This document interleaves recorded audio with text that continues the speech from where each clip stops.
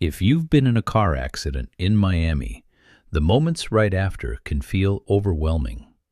Traffic on I-95, the Palmetto, or Brickell Avenue moves fast, and collisions here happen every single day. That's where a Miami car accident lawyer comes in. My job is to protect you while you focus on healing. The insurance company has adjusters working to pay you as little as possible. I work to do the opposite. I gather the police report, pull surveillance and dash cam footage, speak to witnesses, and calculate the full value of your medical bills, lost wages, and pain and suffering. Florida has specific rules that affect your case, including no-fault PIP coverage and strict deadlines to file. Miss a deadline, and you could lose your right to recover anything.